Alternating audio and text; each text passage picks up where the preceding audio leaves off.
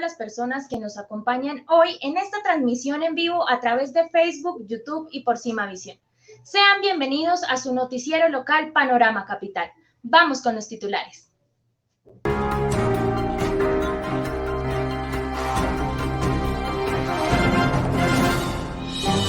Educación en tiempos de pandemia, informe especial de Educación y Economía. Colectivos de grupos feministas de América Latina exigen la despenalización del aborto. Ansiedad, miedo e insomnio, los enemigos silenciosos de los colombianos en el confinamiento. La industria musical emergente en contingencia tras la pandemia. En los últimos meses, a raíz de la contingencia actual del COVID-19, la falta de acceso a la tecnología ha hecho evidente la brecha digital en las zonas vulnerables de la capital. Por lo tanto, la educación ha sido uno de los campos más afectados en esta situación. Lorena, ¿cómo se ve reflejado esto? Buenas tardes, Daniela y televidentes. Son varios los factores que inciden en esto. Es por eso que es importante identificar cómo afecta esta brecha digital en el desarrollo educativo y social de los niños y jóvenes. Asimismo, diagnosticando cómo ha incrementado esta problemática. Además, evidenciando a través de testimonios la carencia en inversión por parte del gobierno en las herramientas tecnológicas. Mencionado esto, vamos con el informe. Educación en tiempos de pandemia.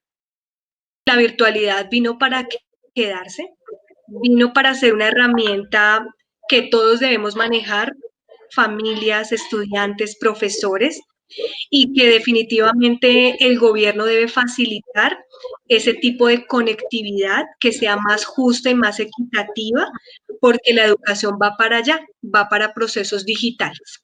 ¿Es la educación un derecho al alcance de todos?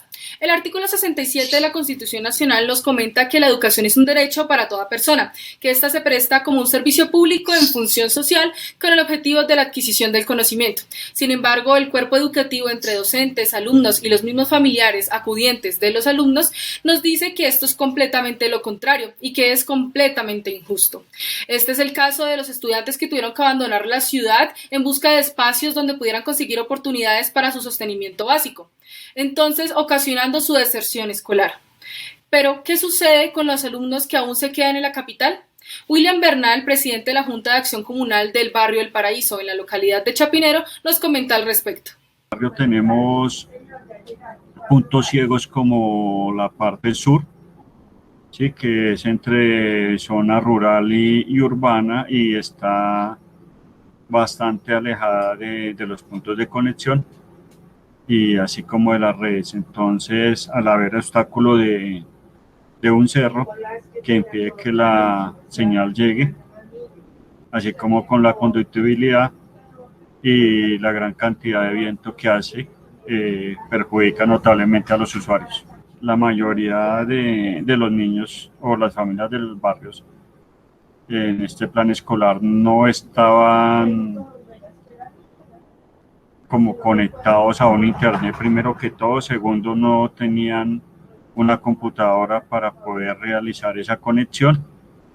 Y tercero, rompe el esquema de casa-estudio, ya que les es muy difícil cumplir con un horario de clases, puesto que están en la casa y el rigor de estar sentados ante un profesor no es lo mismo que estar sentados ante un computador. Esta situación se agudiza aún más para las familias que no cuentan con una vivienda propia y por ende deben depositar grandes porcentajes de su salario en el arriendo y otras necesidades básicas, lo que dificulta aún más el financiamiento para la conectividad a la internet. La docente Judith Sardila, de básica secundaria, nos comparte su experiencia. Muchos ni siquiera tuvieron la oportunidad de comunicarse con su docente para saber el hecho de una guía. Y yo sabía que era porque no tenían dinero para un celular o el celular que tenían muy obsoleto. Entonces, todo el tema de conectividad era muy limitado. Si había para un minuto a celular o un poquito de internet, no había para otras necesidades prioritarias del hogar, y más ahorita cómo se encuentra la economía en las familias. Los barrios que hacen parte de las zonas vulnerables de la capital son aquellos donde se visibiliza aún más la brecha digital. Giselle Bogoya, directora de la Fundación Sentires de la localidad Ciudad Bolívar, profundiza más al respecto. Todos se han visto afectados, la gran mayoría son familias estrato 1, hijos de recicladores, de vendedores ambulantes, de señoras que trabajan en servicios generales o papás, muchos trabajaban en construcción. Entonces, en los meses más críticos, no había entradas económicas por ningún lado, no había posibilidad de teletrabajo, imposible, y pues son familias que tienen prioridades más importantes que pagar un internet, que comprar un computador, que comprar una tablet. Para ellos es más importante y más necesario, y pues debido también a sus bajísimos ingresos, porque por ejemplo una mamá que trabaja en reciclaje puede estar ganando 8,000 pesos diarios, y con eso tiene que pagar arriendo, tiene que pagar servicios, tiene que pagar una alimentación y demás cosas que salgan necesidades de los niños. Así que, pues hay que tener dinero para tener internet, hay que tener dinero para tener un plan. Estas no son las únicas zonas que presentan dificultades en términos de conectividad, pues a pesar de la percepción que se tiene sobre localidades como Chapinero o Teusaquillo respecto a su sostenibilidad económica, existe una pobreza oculta en estas zonas de la capital, pues existen hogares donde no presentan ninguna conectividad a internet, ni siquiera un aparato tecnológico donde puedan obtenerla. Según el DANE, en una encuesta realizada, el 4.1% de los hogares reportaron que sus hijos detuvieron sus actividades académicas temporalmente.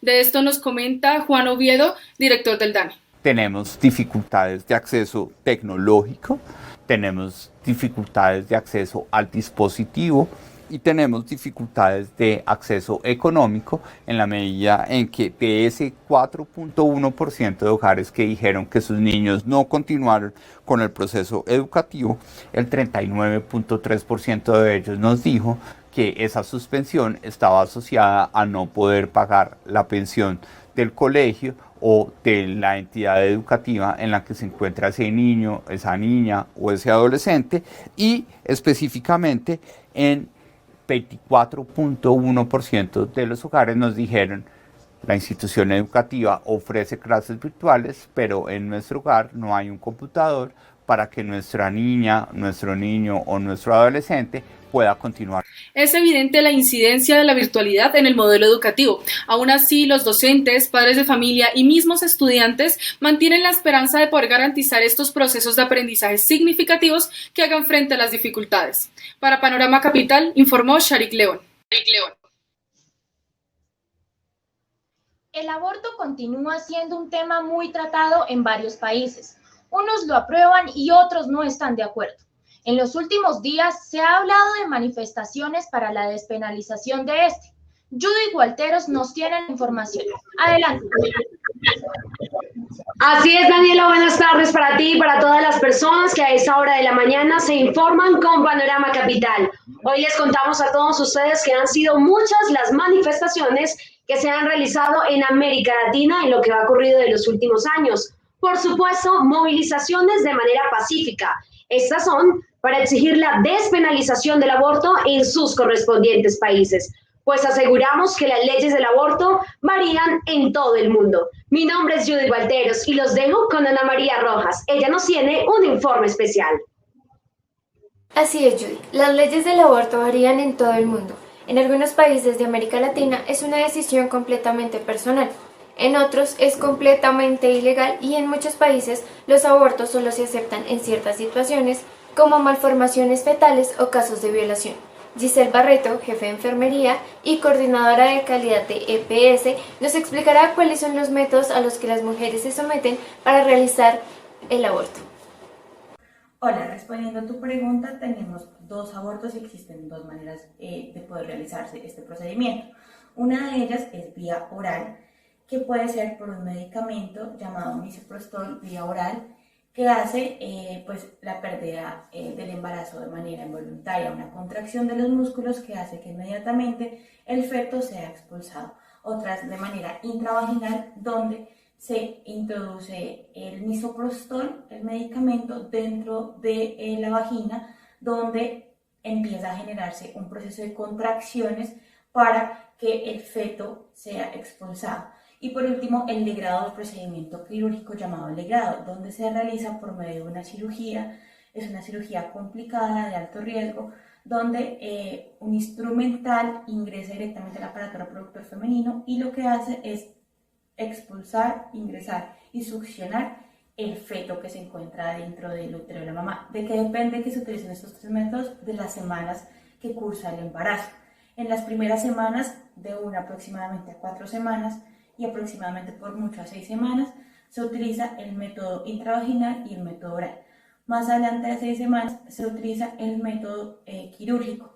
Sin embargo, pues siempre las complicaciones se ven más adelante dentro del método quirúrgico.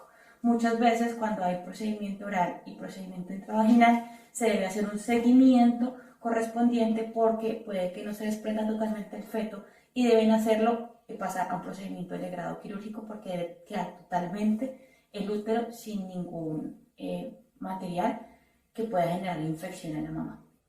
En países como Colombia, Chile, Perú y Argentina tienen una política de aborto la cual lo permite en casos y condiciones específicas. En Brasil, Panamá, Paraguay y Venezuela el aborto está prohibido, pero se realiza en caso de que sea un riesgo para la mujer. Desde Argentina, la interrelacionalista Julieta Duarte nos hablará acerca de los pormenores del aborto a nivel legislativo en dicho país. Adelante, Julieta. Hoy el aborto en Argentina no puede considerarse un derecho, sino que figura en el Código Penal como un delito no punible bajo causales, por riesgo de vida de la madre o por violación. Sin embargo, desde el 2007 se ha presentado en varias ocasiones un proyecto de ley que tiene como objetivo despenalizar y legalizar el aborto. Este proyecto se llama Proyecto de Ley de Interrupción Voluntaria del Embarazo, o simplemente IVE, y obtuvo su media sanción en diputados en el 2018, pero finalmente fue rechazado por el Senado. Este año el presidente de la Nación confirmó que se enviará nuevamente el proyecto de ley. Quizás es un poco más completo que en el 2018, pero podemos destacar, por ejemplo, que el proyecto pretende despenalizar y legalizar el aborto hasta la semana 14, pero después de este periodo y sin establecer fecha límite, considera que la mujer puede practicarse un aborto bajo causales, que es por violación o si estuviera en riesgo la salud integral de la mujer. También podemos destacar que contempla la práctica del aborto en niñas y adolescentes, estableciendo que las menores de 13 años necesitan autorización de un mayor. Entre los 13 y los 16, establece que ya cuentan con la capacidad de madurez para decidir realizarse un aborto y desde los 16 años que ya pueden expresar un pleno consentimiento. La ley también establece que el aborto debe ser realizado en un periodo de 5 días corridos desde su requerimiento. En cuanto a la objeción de conciencia, queda totalmente prohibida la objeción de conciencia institucional, aunque los médicos individualmente sí pueden oponerse a la práctica y deben expresarlo por escrito. Después, algunas generalidades a tener en cuenta es que establece asesoría sobre educación sexual a las mujeres que desean practicarse un aborto. También habla de las obras sociales que cubren la práctica, ya que se desea que sea gratuita para las mujeres que desean acceder a él. Y las modificaciones correspondientes en el Código Penal para que deje de considerarse un delito y pueda considerarse un derecho. Finalmente, me gustaría agregar que estas son generalidades. Cualquier persona puede sencillamente entrar al Internet y buscar el proyecto y leerlo en su totalidad. A pesar que en México el aborto se permite en caso de violación, han realizado varios intentos para despenalizar el aborto. No han tenido éxito y debido a esto los diferentes grupos feministas de América Latina han realizado manifestaciones de forma pacífica para lograr la despenalización del aborto en sus países. Yamit Adrián Díaz, coordinador estatal en Puebla de Asuntos Internacionales de la Red Mundial de Jóvenes Políticos en México, nos ampliará más la información. Hola, ¿qué tal a todas y todos? Entrando ya al tema que nos convoca, el aborto en México a nivel nacional no está despenalizado. Sin embargo, en tan solo 2 estados del país, que son la Ciudad de México y Oaxaca, está despenalizado hasta las 12 semanas de gestación.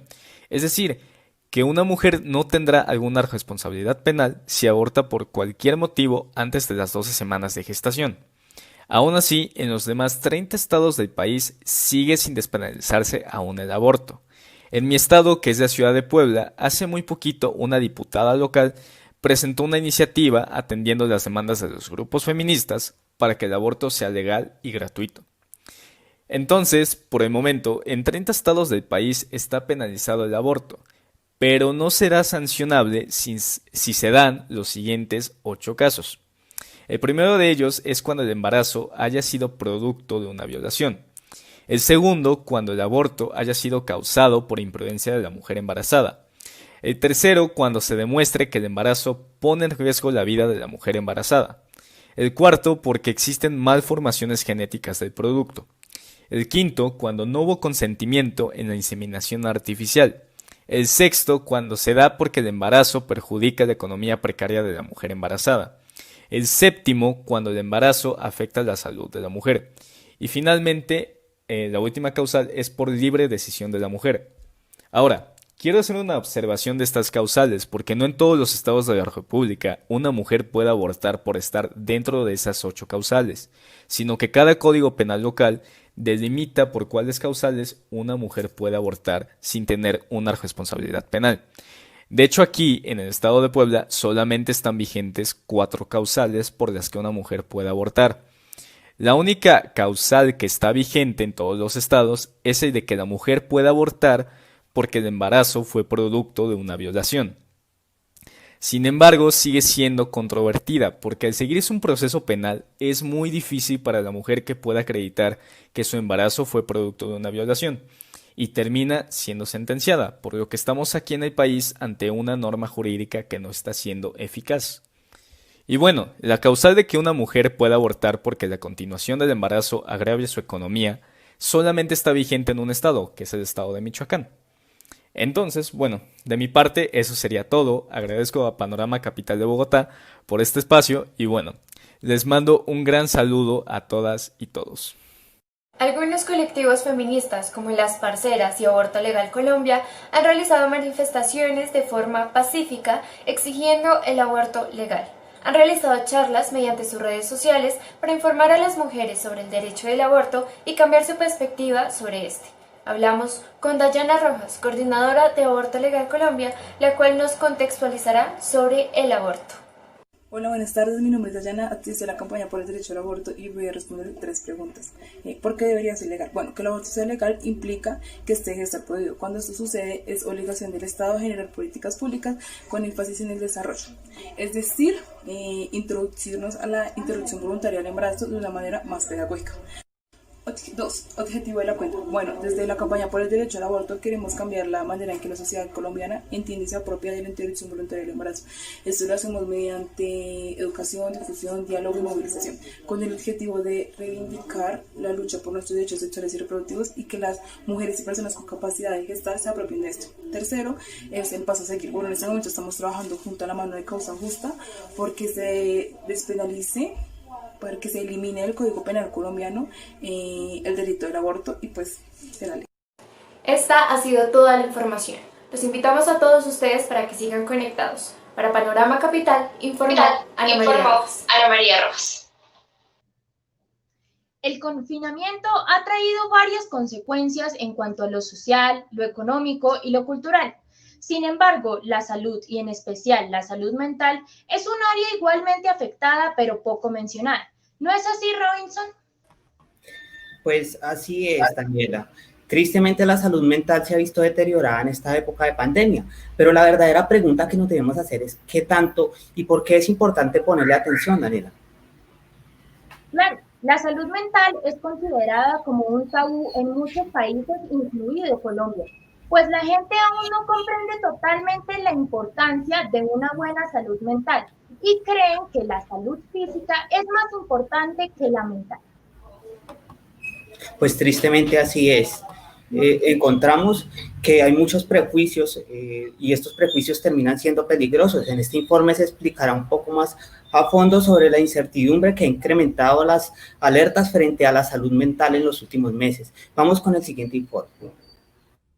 La pandemia del COVID-19 llegó sin invitación previa, amenazante y furiosa, confinó a miles de colombianos a permanecer en sus hogares por prevención. El mundo entero puso los ojos en doctores, enfermeras, auxiliares y personal médico. Tal atención cernió el debate frente al posible colapso en el sector de la salud y la falta de cultura del ciudadano frente a su salud mental.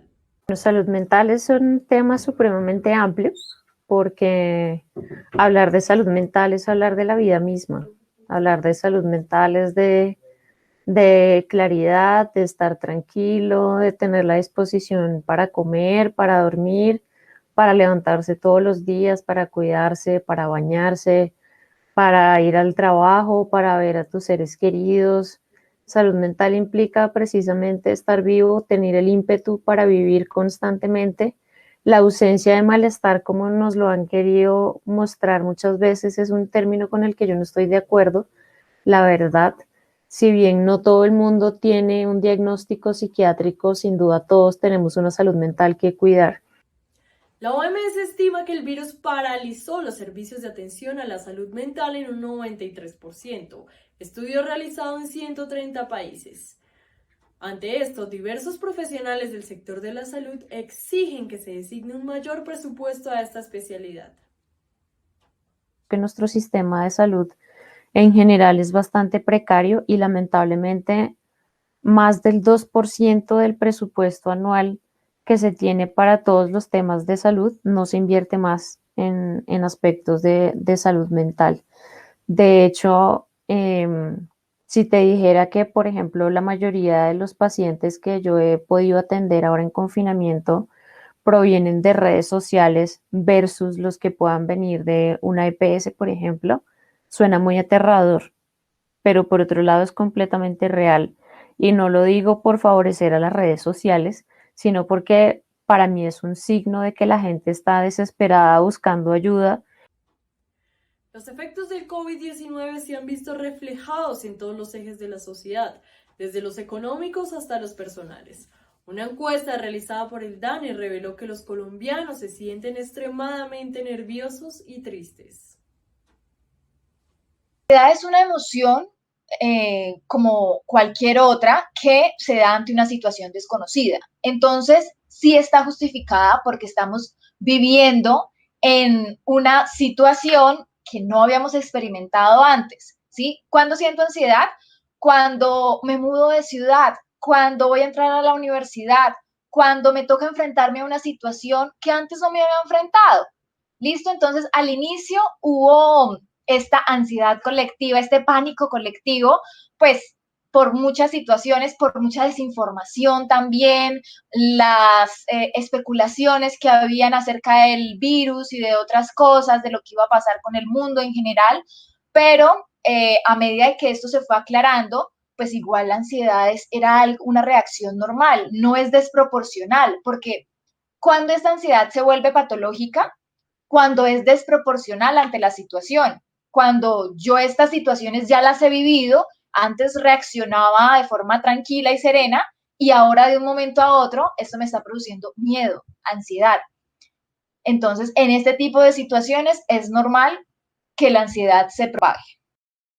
La pandemia ha supuesto una carga adicional tanto para personas con trastornos depresivos, bipolares y esquizofrenia, como para personas sin síntoma alguno. Un estudio realizado en la universidad reveló que el 68% de los jóvenes presentan síntomas de depresión y falta de interacción, sumado a una futura crisis económica. Esto disparó los consumos de sustancias nocivas y consultas por teleorientación. Para una persona que emocionalmente estaba estable, que no tenía ningún trastorno diagnosticado, fue difícil, es difícil. Imagínate para alguien que ya viene con un diagnóstico y que aparte viene con un tratamiento, ¿no? Porque una persona con este tipo de diagnósticos, pues tiene un tratamiento con su psiquiatra, con su psicólogo, tiene ciertas actividades que debe seguir, sí debe salir un poco más, compartir con personas, ¿no? Son algunas de las recomendaciones.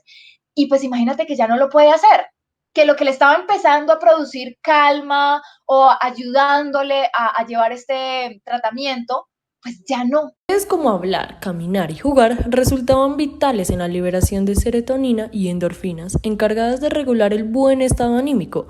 Es importante que los colombianos empiecen a entender la repercusión que tiene el confinamiento a nivel cerebral y los síntomas que pueden ayudar a prevenir un futuro trastorno mental. Saltar de repente al confinamiento obligatorio es algo que no sienta bien a nivel estructural de nuestro cerebro ni de nuestro comportamiento y eso tiene implicaciones a nivel de nuestro estado de ánimo y que se puede ver reflejado de distintas maneras. El cuerpo comienza a hablar de distintas formas. Hay personas que empiezan a somatizar muchos de estos malestares con síntomas digestivos, síntomas neurológicos como dolor de cabeza, alteraciones en el patrón de sueño. Algunas personas aumentan de peso, unas pierden el apetito, a otras se les incrementa.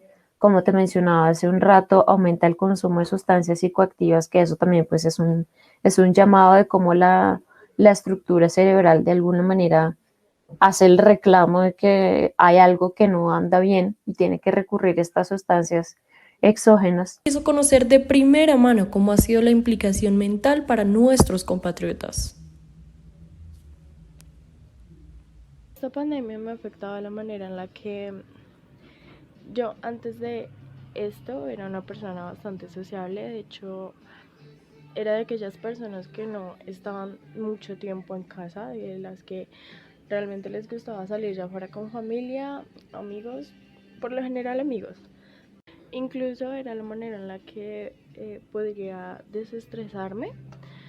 De hecho, para evitar ciertos problemas en casa, pues estos ambientes donde uno a veces pelea, pues yo prefería salir o estar con mis amigos o quedarme más tiempo en la universidad. Realmente esta pandemia me ha afectado de cierta manera mala y de cierta manera buena, ya que, de cierta manera mala dejé de salir, dejé de pasar tiempo con mis amigos, dejé de ir a la universidad. Empecé a sentir como más estrés por esas cosas, por cómo la universidad me ha afectado, la universidad virtual. Pero pues esto también hay que darle el lado positivo, y es que uno aprende a conocerse a sí mismo, aprende a ver esas cosas buenas que uno tiene. La depresión es un trastorno que se caracteriza por la presencia de tristeza, pérdida de interés o placer, sentimientos de culpa o falta de autoestima, trastornos del sueño o del apetito, sensación de cansancio y falta de concentración. Muy tedioso estar encerrado en la casa. Ha mejorado mucho en sentido con mis ataques de ansiedad social y de pánico que me daban en el colegio, la universidad, generalmente. Entonces, de salud pública, los profesionales de salud lo invitan a prestar mayor atención a cambios físicos y mentales que esté presentando. Estos pueden ser vitales para que el confinamiento no se vuelva demasiado agobiante.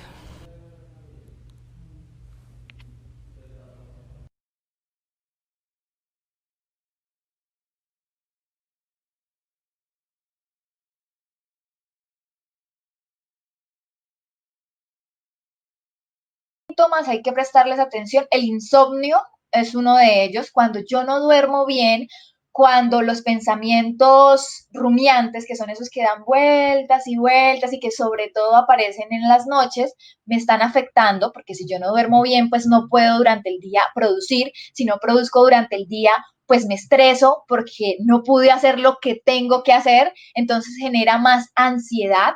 Entonces, primero, el insomnio. Segundo, el no poder cumplir con las actividades que antes podía realizar.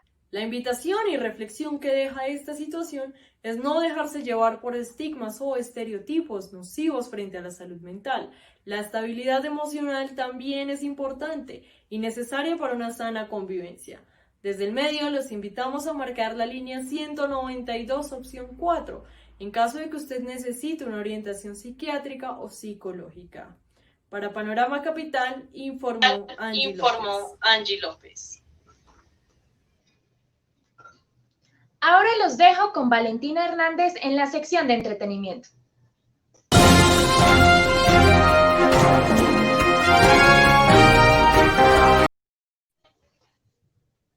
Gracias, Daniela, y bienvenidos todos a la sección de entretenimiento. Las industrias creativas musicales han sido uno de los sectores más afectados por la pandemia del COVID-19. Esta ha afectado a una gran magnitud a los artistas con una amplia trayectoria y aún más a las personas que están dando sus primeros pasos en este mundo del espectáculo. Ismael Silva tiene el informe completo. Claro que sí, Valentina. A causa de las medidas de bioseguridad, los artistas emergentes se han visto notoriamente afectados. La industria musical está compuesta en su mayoría por artistas autónomos, y en gran parte informales. Por esto, se necesitan políticas públicas para recuperarse de la crisis y aprovechar las nuevas formas que están surgiendo en el escenario musical. Bueno, Ismael, cuéntanos, ¿quiénes son esos artistas, su trayectoria y cuál es la percepción de ellos frente a este tema? Nuestro equipo periodístico trae un informe completo con invitados especiales que han vivido esta nueva realidad de frente y con una mirada cultural. Adelante con el informe. Así es, para algunos artistas emergentes el virus ha sido un factor el cual ha detenido la posibilidad de seguir adelante con su música, para llegar a ser más conocidos, pues han detenido sus grabaciones, estrenos y presentaciones en vivo.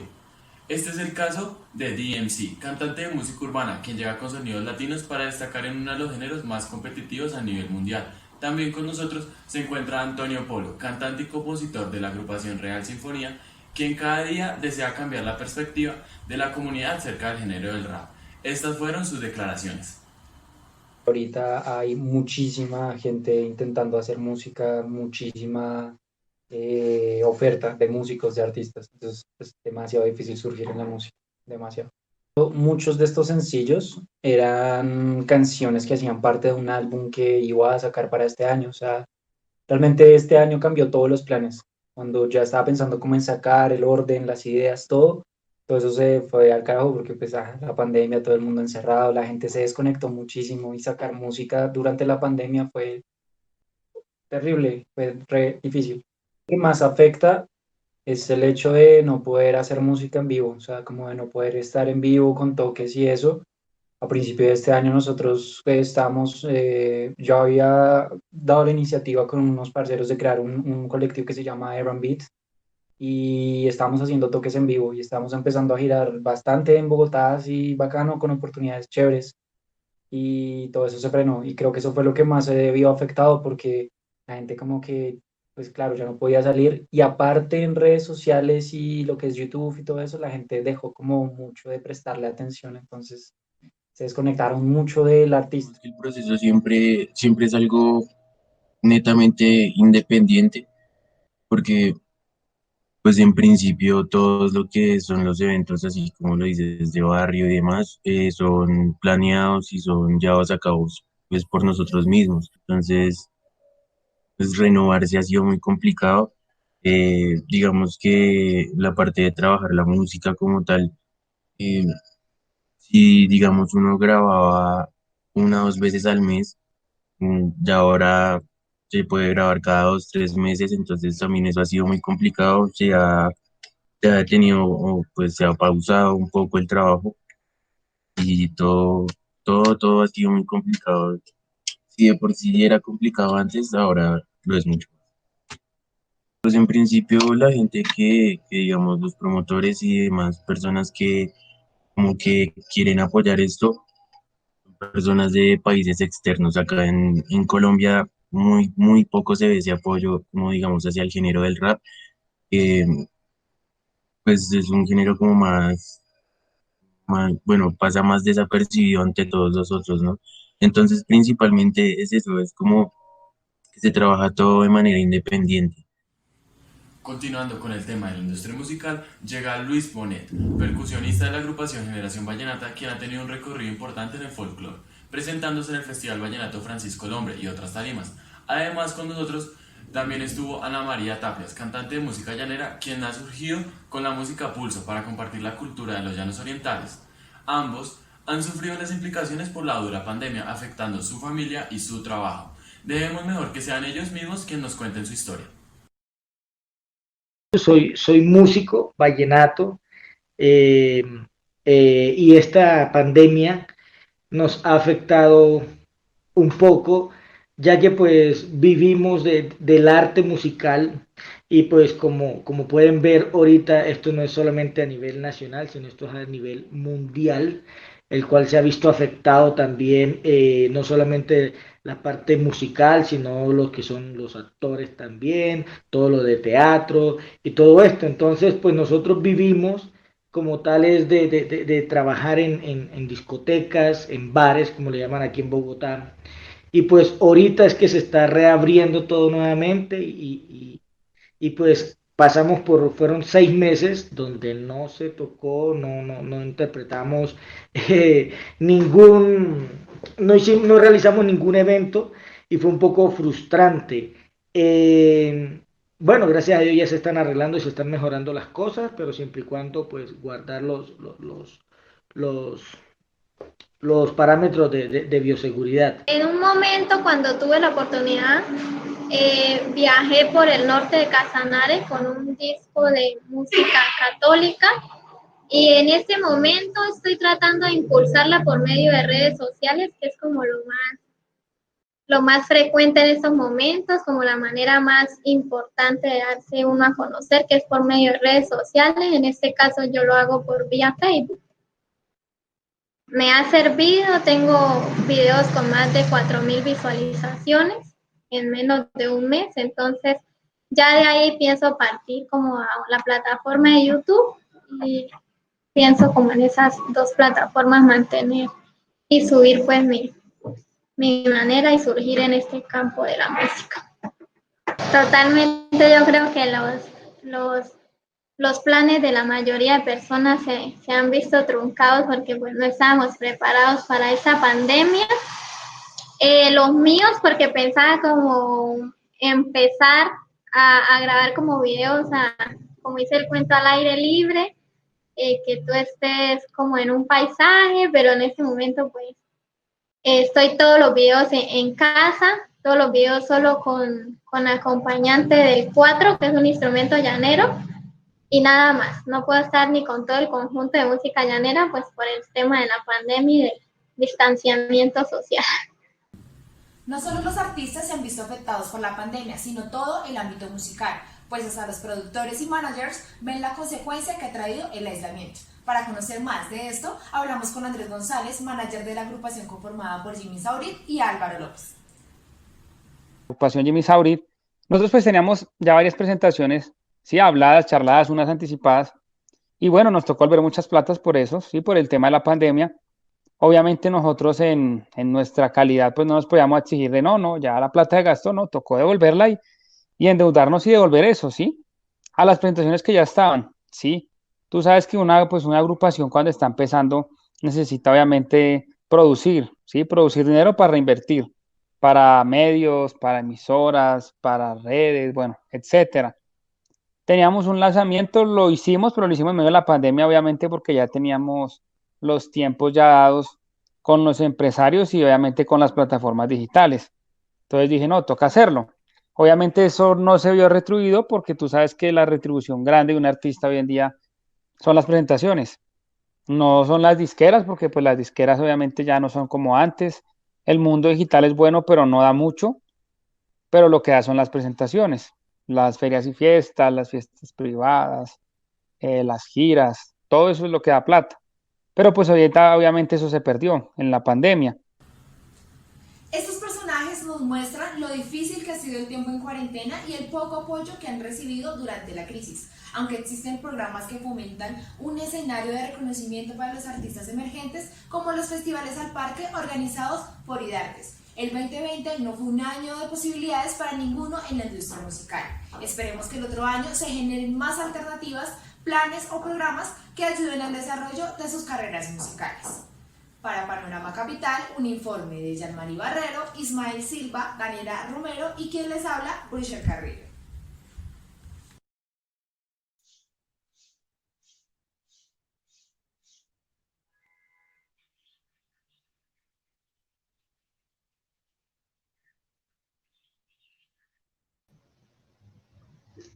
Aquí finaliza una emisión más de Panorama Capital. Agradecemos a toda nuestra audiencia por seguir en sintonía. Y recuerden seguirnos en nuestras redes sociales. Hasta pronto.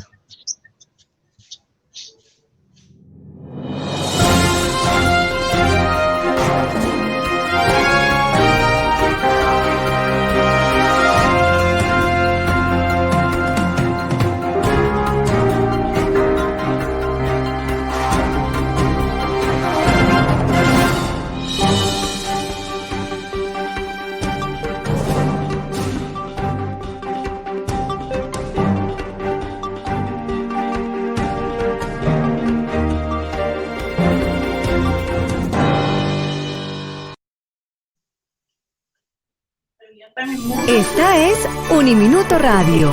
La radio universitaria está aquí. A Uniminuto le encanta la Navidad.